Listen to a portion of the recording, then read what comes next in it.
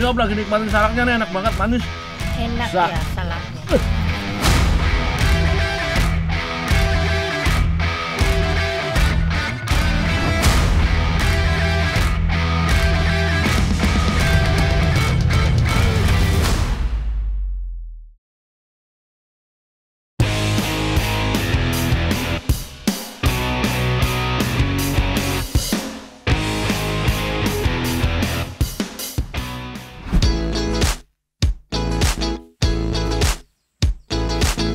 Ayo, kaum rebahan, gerak. Jangan tiduran aja. Kayak aku gini loh, udah di kebun. Hari ini, aku mau panen bengkoang. Karena sering dibikin rujak, pasti banyak yang mengira bengkoang iki buah. Padahal termasuk golongan umbi-umbian lur. Untuk memanen bengkoang, caranya cukup mudah lur. Tinggal ditarik batangnya seperti ini. Batang bengkoang dapat tumbuh hingga 6 meter lur. Udara yang panas seperti di Singkawang, Kalimantan Barat ini sangat cocok untuk menanam bengkoang.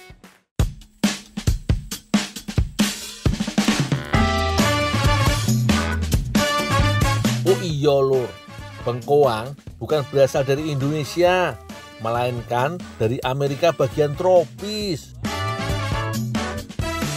Bengkoang juga termasuk dalam keluarga polong-polongan, seperti kacang tanah, buncis, dan kedelai. Tapi kacang polong tanaman bengkoang tidak bisa dikonsumsi karena beracun lur. Jadi hanya umbinya yang bisa dimakan. Tanya ke Cece Lili. Semuanya? Semuanya. Oh, ya.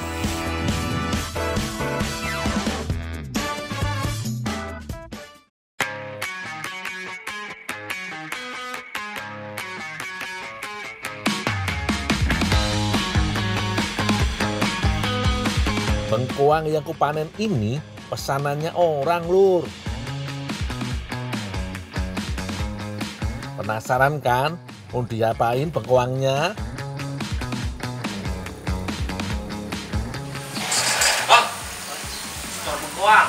Oh, mas Bang. Ini tuh tempat pembuatan coipan lur. Itu loh, cemilan mirip dimsum yang jadi kesukaannya masyarakat Singkawang. Bengkoang iki jadi bahan isiannya coipan. Dul, kita ngupas aja Dul. Oh, iya Bang. Siap bang, aku kerjakan dengan sepenuh hati.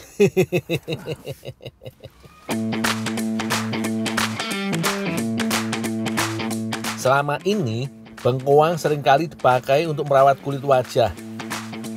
Biasanya dijadikan masker. Kandungan vitamin C pada bengkoang memang ampuh untuk mencerahkan kulit lur. Sebagai isian coipan, bengkoang perlu diserut terlebih dahulu. Serut secara memanjang yo. Panjangnya pas banget iki untuk isian coipan. Selain biar mudah dikunyah, bengkoang diserut agar gampang empuk saat dimasak. Tahu sendiri kan lur, daging bengkoang lumayan keras.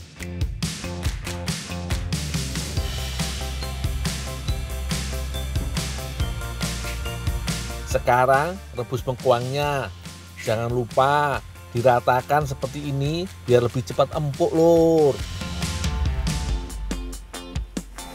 Dul, tolong bantu di depan ada pelanggan. Oh, iya.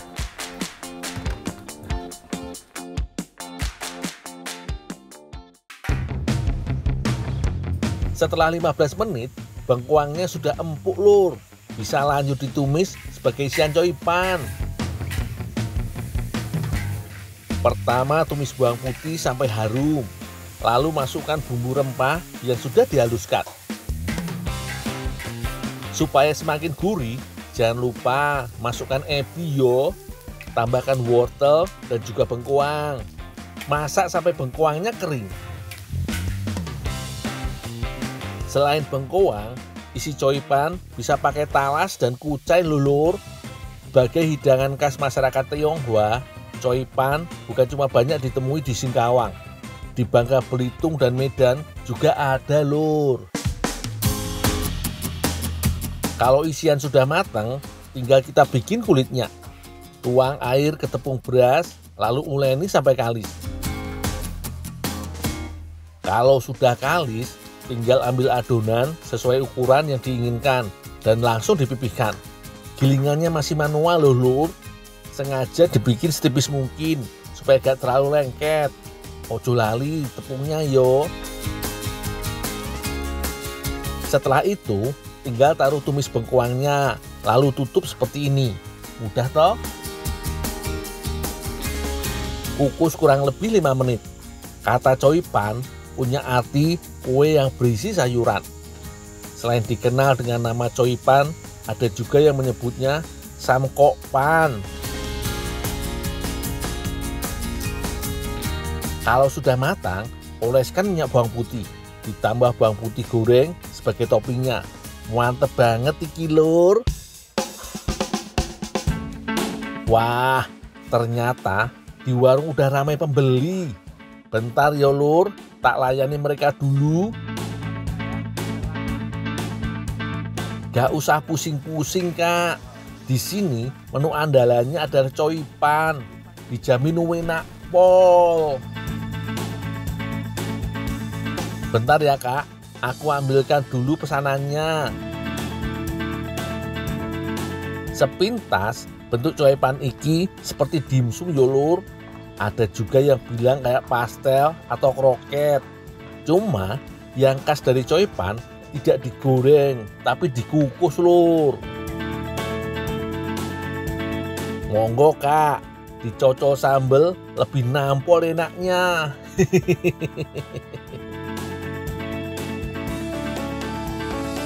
Gimana kak? Enak kan? Enak banget. Nah, ini coipan yang legendaris di Singkawang masalahnya. Ini kamu yang buat? Ya, aku juga sih. Tapi kalau buat bubur gunting bisa? Ah, bubur gunting mah kecil. Beneran? Iya. Nanti bisa bantuin aku nggak kira-kira? Oh, boleh kak. Buat bubur gunting ya? Iya. Nah, tapi nanti kak ya, saya beres-beresin dulu. Boleh, nanti saya tunggu di rumah aja ya? Ya. Siap. Aku belakang dulu ya kak ya. Siap. Kalau masak-memasak sih, aku jagonya kak. Tunggu aku beres-beres ya kak.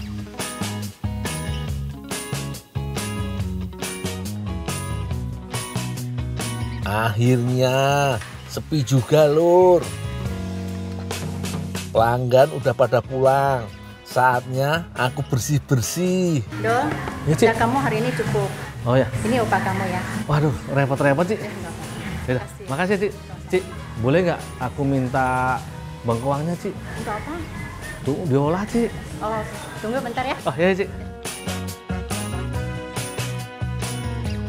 Asik, rezeki kulur, dapat gratisan bengkoang. Makasih ya kak. Lur, sambil menunggu aku datang, ternyata Kak Eron sudah mulai memasak. Kak Eron mau masak bubur gunting lur. Kalian sudah pernah makan bubur gunting belum lur? Lihat cara bikinnya aja dulu yo. Bahannya ada tepung tapioka, kacang hijau yang sudah dikupas kulitnya, gula pasir, dan daun pandan. Nah, pertama kacang hijaunya perlu dikukus sampai empuk.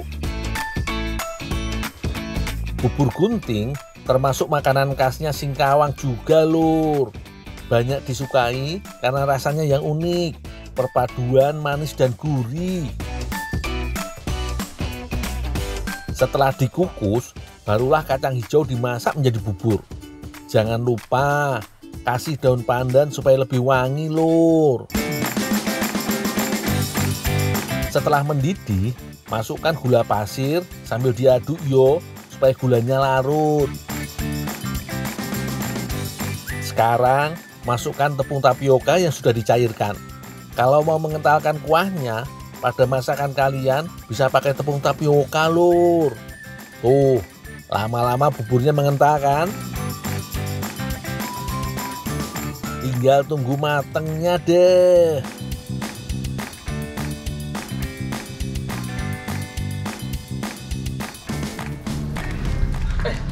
Karon, bawa apa? Aduh, nih buburnya udah jadi. Loh, gimana sih katanya aku suruh bantuin bikin bubur? Iya, kalau buburnya sih aku bisa buat. Kalau cakwenya aku nggak bisa. Oh, cakwenya. Iya. Nih buat apa bengkoangnya? Kalau rencana sih bengkoangnya mau campurin di buburnya. Iya, ada-ada Tapi aja. buburnya udah jadi. Gimana kalau bengkoangnya dicampurin ke cakwenya? Emang enak? Ya, pasti enak lah. Gudul Serius? gitu loh. Iya. Ya udah deh, ayo kita Yuk, coba. kita bikin yuk. Yuk.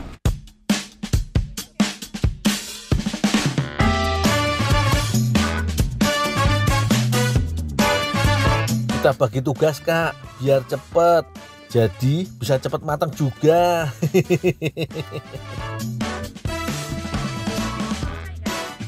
Kak Eron iris bengkoangnya. Yo kira-kira 3 cm panjangnya. Aku bagian bikin adonan cakwe yo. Bubur gunting memang selalu disajikan bersama roti goreng atau cakwe lur. Raginya sedang kusiapkan. Bahan yang satu ini sangat penting untuk bikin roti dan kue. Pastikan raginya aktif yo lur. Caranya dengan diberi air hangat suam-suam kuku. Lanjut uleni terigu dengan air. Kalau sudah mulai kalis, baru tambahkan raginya. Jangan lupa baking powder dan baking sodanya yo.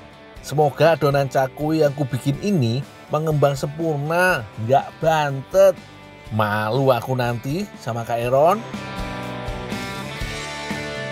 Irisan bengkoangnya sudah bisa dicampurkan ke adonan nih. Mantap iki lur, bakal ada sensasi krenyes-krenyes saat menyantap cakwenya. Aku beri pewarna makanan juga lur, biar makin cantik kayak Kak Eron.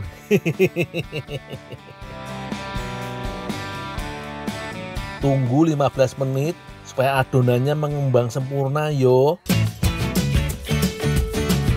Aku berhasil bikin adonan cakwe anti bantet lur. Tinggal digoreng iki. Untuk menggoreng cakwe bengkoang, api jangan terlalu besar. Nanti bagian luarnya keburu gosong, sementara bagian dalamnya belum mateng. Warnanya semarak banget yo. Gorengnya juga gak usah terlalu lama lur. Kalau warnanya udah mulai kecoklatan, langsung aja diangkat lur. Dan ini dia lur, bubur gunting bengkoang lengkap dengan cakwe bengkoang. Piye, menggiurkan dan menggugah selera makan yo. Ayo kak, langsung kita makan. Aku wis gak sabar iki. Enak pol lur. Cakwe bengkoang bikinanku juga istimewir alias istimewa.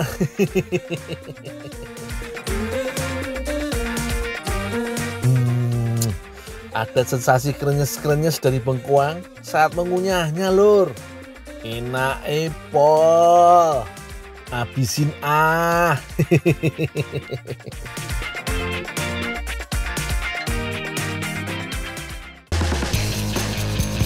Apa sih? Ini om lagi nikmatin salaknya nih, enak banget, manis. Enak Zak. ya salad.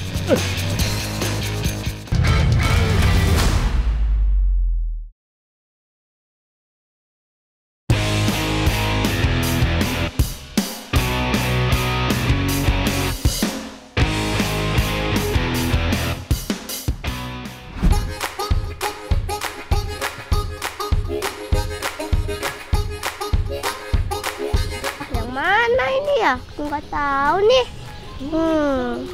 Itu masak kali Haikal. Ini kecil sih Pak, takut nggak masak. Oh, ada Om Gundul di sana. yuk kita minta tolong ke Om Gundul yuk. Yuk.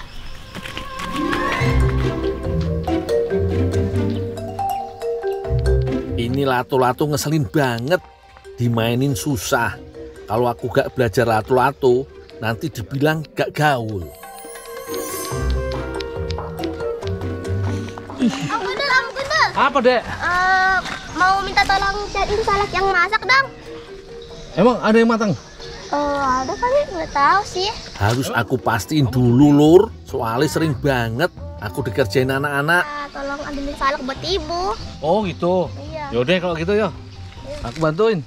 Kalau buat ibu, gak apa-apa deh, aku bantuin.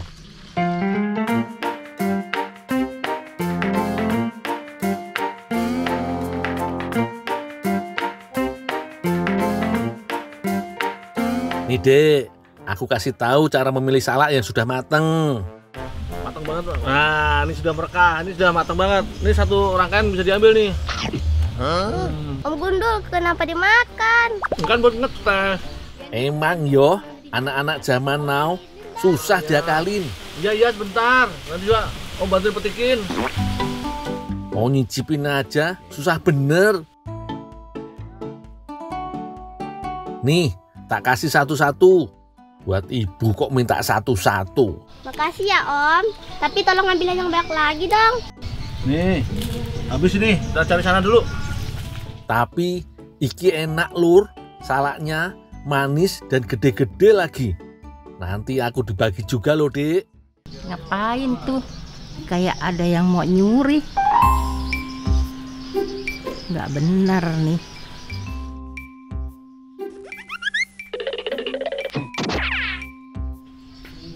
Nih. Loh, kemana? Orang apa demit yo?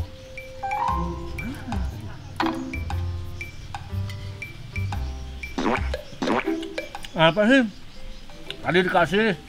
Gak kelihatan. Sekarang minta-minta. Ini Om lagi nikmatin salaknya nih, enak banget, manis.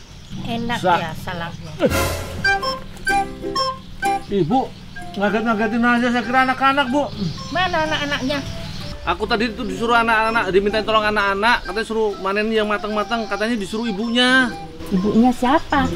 Ibunya anak-anak lah, masa ibu saya? Saya ibu ini punya kebun nih. Hah? Itu tadi bukan anak ibu? Bukan. Ya, Waduh Lur, kena dikerjain lagi aku sama bocil-bocil. Apes. gimana aku tahu? Itu orang tadi katanya disuruh ibunya. Ya udah Ndul, enggak apa-apa ya Mak ya. Dah mama di dalam aja, enggak apa-apa ini salaknya kita panen aja. Ya udah Dul, panen Yaudah, aja Mak. sekalian. Saya salah, Mak. Buat permintaan maaf aku, udah aku bantuin panen lah, Mak. Maaf ya, Mak ya. Jadi ini aku bantu panen salak Lur.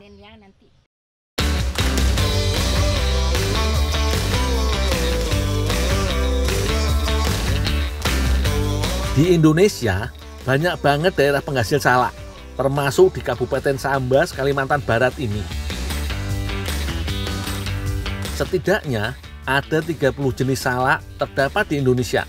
Ada salak sidompuan, pondo, condet, dan masih banyak lagi. Dalam 1 tahun, biasanya salak dapat dipanen selama 2 kali, di Desember dan di bulan Mei. Kak, Ya? udah penuh, cukup belum ini? Ya udah cukup dah Dul. Yuk Udah yuk. ke dapur. Ya.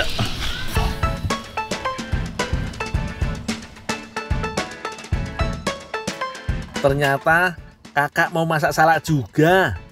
Aku bantu sekalian wes kak. Aku urusin salaknya dulu yo. Siapa yang nggak bisa ngupas kulit salak? Wes ngaku ae. Nih lihat cara aku ngupas. Kulitnya memang tajam, makanya perlu hati-hati supaya tidak melukai tangan.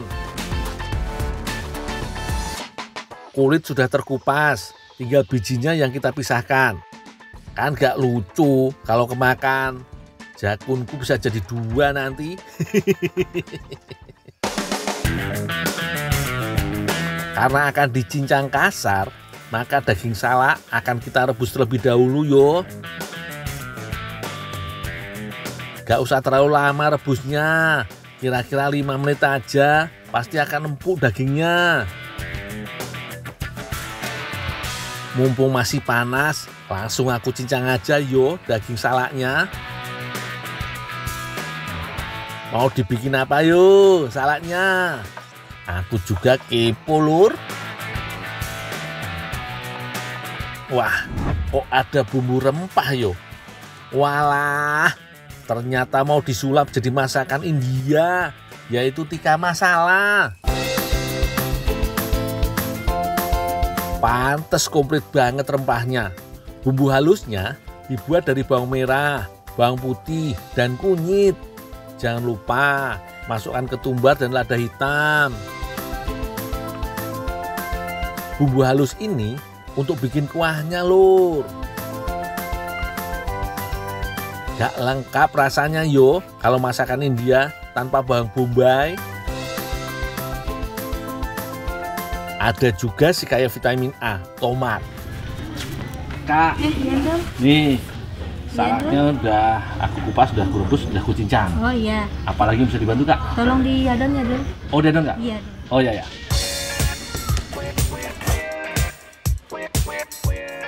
Dicatat tolur, biar bisa coba bikin juga. Dijamin enak pol.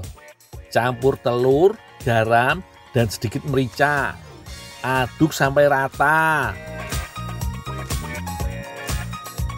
Setelah itu, tambahkan tepung terigu dan tapioka sedikit supaya adonan merekat dan sedikit kenyal. Biasanya tikka masala berbahan ayam lur, tapi kali ini cukup pakai daging buah salak. Kak, Oh iya. adonan udah jadi nih kak? Oh iya, tinggal aja Dul, biar saya yang lanjutin. Oh ya kak. Ya, makasih ya Dul. Ya. Oh iya kak. Ya. Nanti kalau udah matang masakannya, aku dipanggil kak ya. Oh iya Aku Dul. juga pengen cicip ini. Iya Dul. Ya. Iya Dul. Makasih kak ya. Iya Dul, makasih Dul.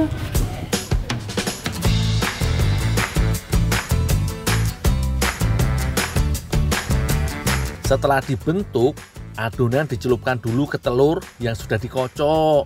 Jadi mirip perkedel ya. Goreng pakai api kecil aja yo. Angkat setelah berubah jadi kuning kecoklatan. Lanjut, bikin bumbu tikka masalanya ya lur. Tumis bumbu halus sampai harum. Dan wanginya kebayang masakan ini bakal sedep pol. Lanjut masukkan bawang bombay dan tomat.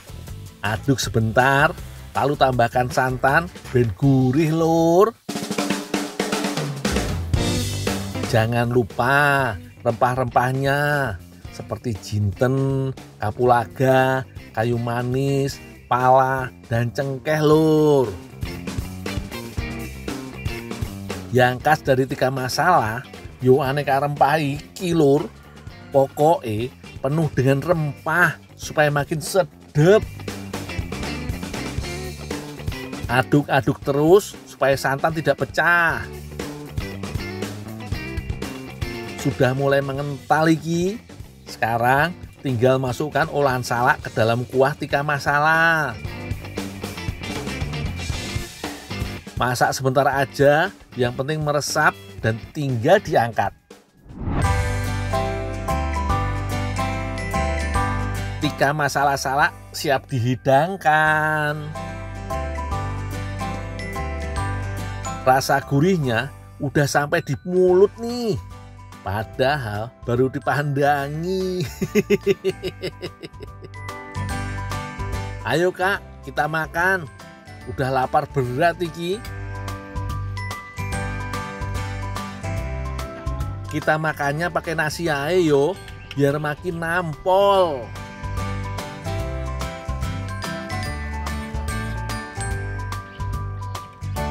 Wah, rasanya acah-acah. Enak banget. Rempahnya kuat banget, ditambah dengan rasa salak. Jangan bosen berinovasi yo lur, supaya kita gak bosen dengan menu yang itu-itu aja. Kalau kayak gini kan, Jos gandos.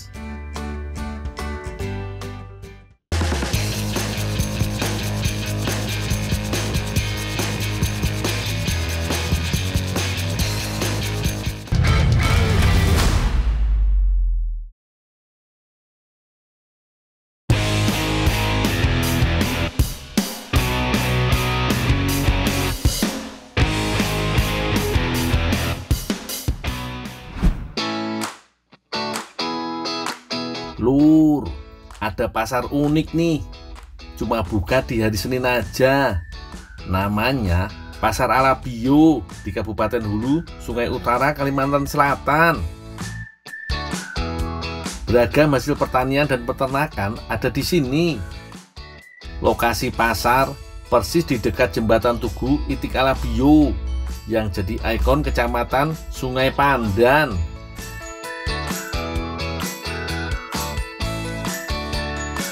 Pasar Alabio terkenal dengan pasar itiknya, Lur.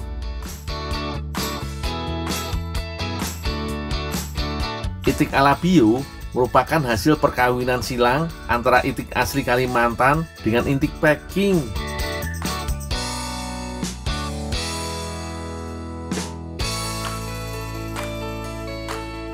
Di Indonesia, itik Alabio adalah jenis itik pekerja yang mudah beradaptasi di daerah rawa. Kemampuan bertelurnya sangat produktif.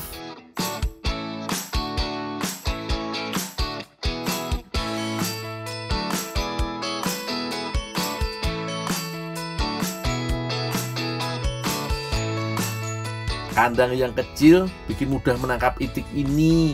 Beda dengan unggas lain yang cenderung lebih gesit.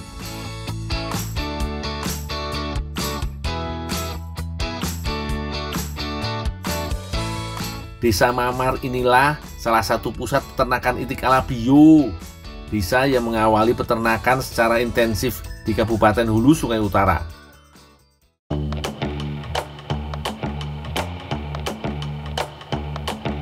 Bang, boleh saya bantu adu, Bang?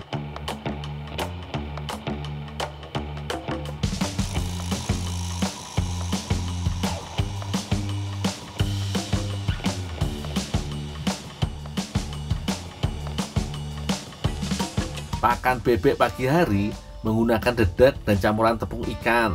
Teksturnya lembut dan mudah dicerna. Kandungan pakan sudah dihitung agar mencukupi kebutuhan protein, terutama untuk bebek dewasa, sang induk petelur.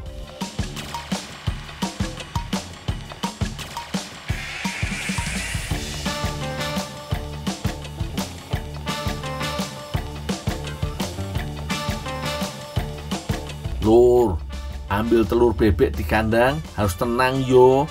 Jangan sampai bebek kaget karena bisa stres dan sulit bertelur nantinya. Itik Alabio betina mampu bertelur 250 butir per tahun.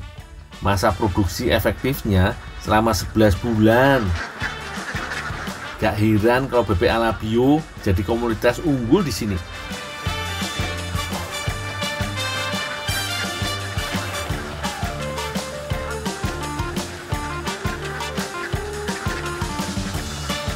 Pak, taruh mana nih, Pak? Ya, taruh sini dulu.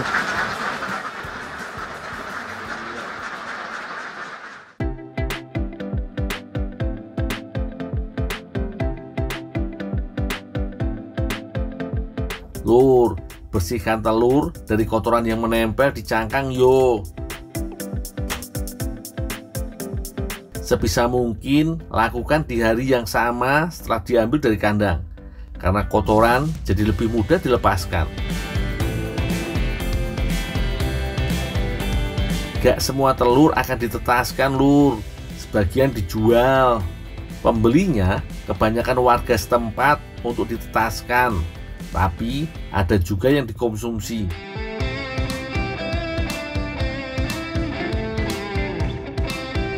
Telur bebek disusun di kotak penetasan ukuran 1x2 meter. Cukup untuk menampung 250 telur. Cukup susun satu tingkat saja dan tata rapi. Lalu tutup dengan lembaran plastik untuk menjaga kelembapan di kotak penetasan. Selama 30 hari, suhu dijaga ideal 30 derajat Celcius dengan memanfaatkan cahaya lampu yang konstan.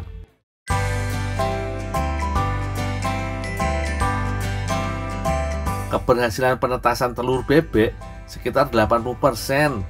Telur juga tidak menetas bersamaan karena perbedaan waktu pas diambil dari kandang. Hati-hati yo memisahkan anak bebek dari cangkang.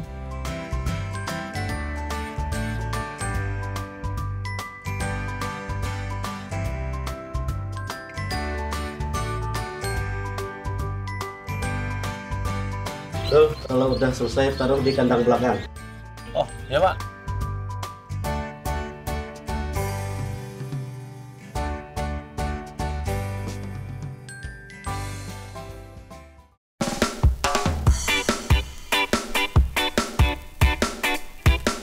Sebelum ditaruh di kandang pembesaran, lantai kandang dipasang alas untuk mencegah kaki luka. Baru anakan bebek ditaruh di atasnya. Anak bebek yang belum 1 hari ini disebut starter atau daily of duck. Tingkat populasinya diatur sesuai volume ruang. Maksimal 20 anakan, butuh 1 kali 1 meter persegi. Memelihara anak bebek butuh protein dan energi yang tinggi. Per kilogram pakan mengandung 3000 kalori. Jangan lupa buatkan penghangat suhu dari lampu agar kandang hangat, juga ketersediaan pakan dan air tanpa batas. Sebab bebek butuh air yang banyak, lur.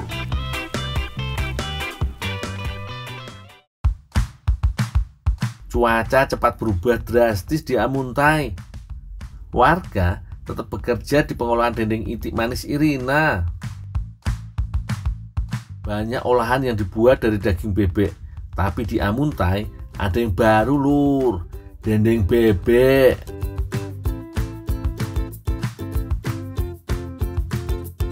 Proses awal, pisahkan tulang dari dagingnya.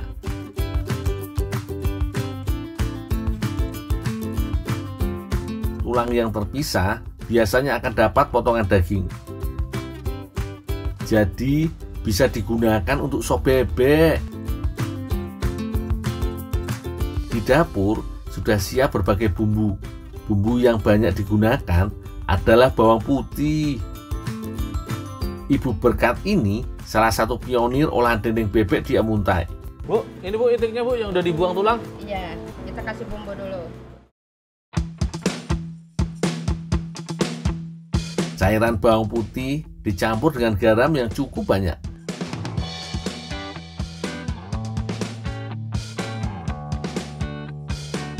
Selanjutnya, siapkan wadah dan taburi dengan gula pasir.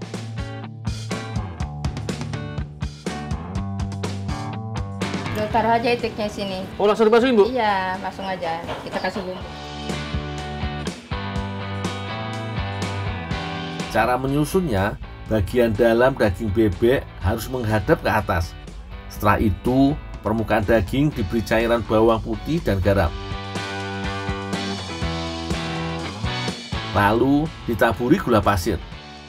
Gula ini jadi ciri khas olahan dendeng ala bio. Gak heran, olahan ini disebut dendeng bebek manis, lur.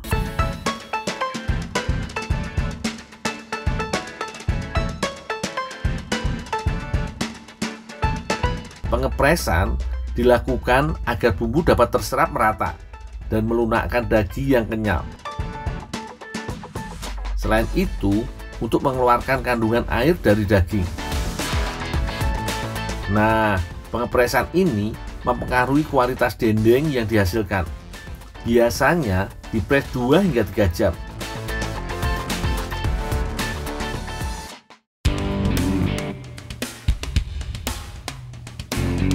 Setelah diasamkan semalaman, lembaran daging dendeng harus dijemur. Karena cuaca kurang mendukung, aku hanya bisa mengangin-anginkan dendeng ini. Cara menyusun lembaran dendeng daging irisan harus di atas supaya kering dan tidak lengket.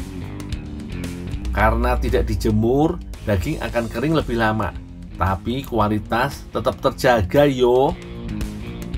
Warna daging bagian dalam tetap cerah, tandanya bebek sehat lur. Olahan dendeng bebek bisa bertahan 2 hingga 3 minggu. Peminatnya cukup banyak loh, bahkan dijadikan oleh-oleh khas Amuntai.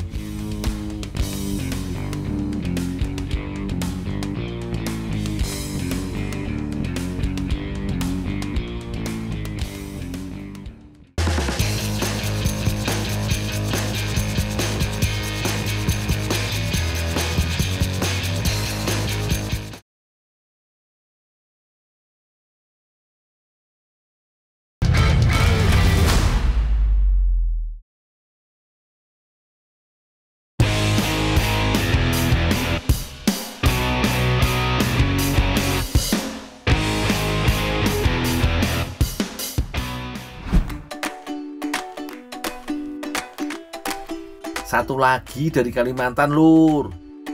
Di landasan Ulin Martapura namanya Wadai Rangai. Beras ketan putih yang sudah direndam dan ditiriskan semalam aku giling hingga halus.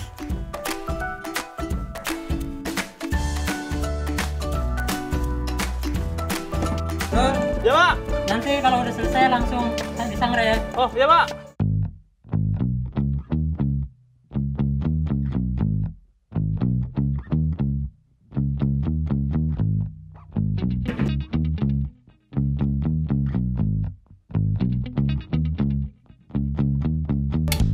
Tuang tepung ke dalam wajan. Kemudian disangrai dengan api kecil hingga 30 menit. Ini untuk membuang kandungan air dari rendaman semalam, biar hasilnya mekar dan lembut.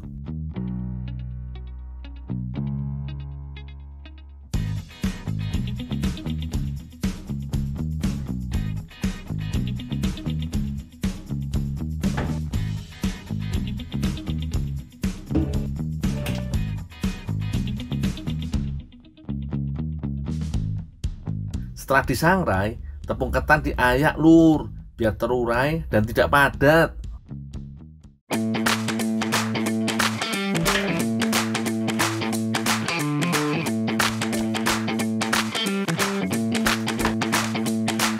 Bahan kedua yaitu parutan kelapa yang tidak terlalu tua.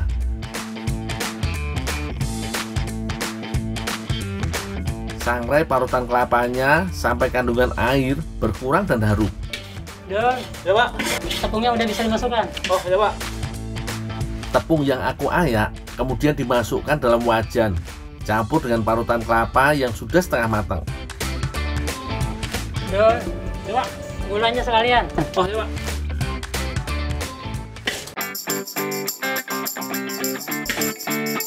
Mas udah basuhan Pak? Iya.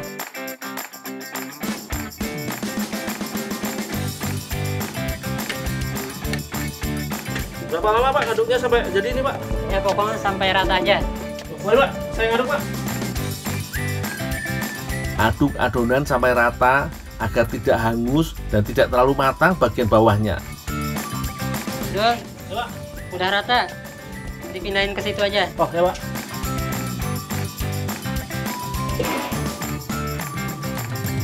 Pindahkan adonan dari wajan ke wadah untuk didinginkan.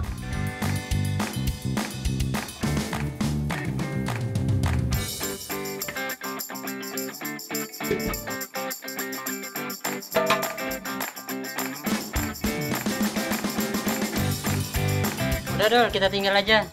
Nanti didinginkan dulu. Oh gitu? Iya. Yuk.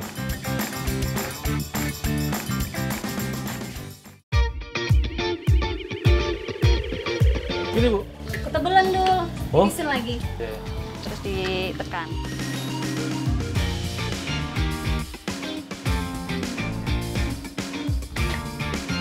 Ini Bu. Iya. Setelah dingin, bahan dapat dicetak. Cetakan yang digunakan mirip loyang kecil berbentuk lonjong.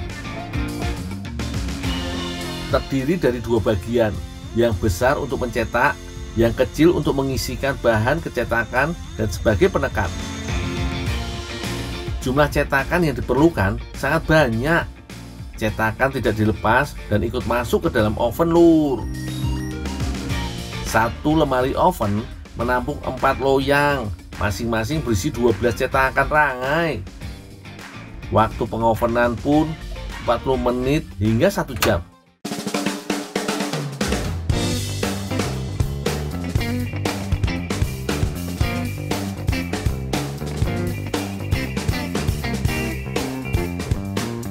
Rangai dilepaskan dari cetakan saat masih panas. Olahan ketan kelapa ini juga terdapat di daerah lain, Lur, termasuk di Jawa. Namanya saja yang beda, yaitu sagon.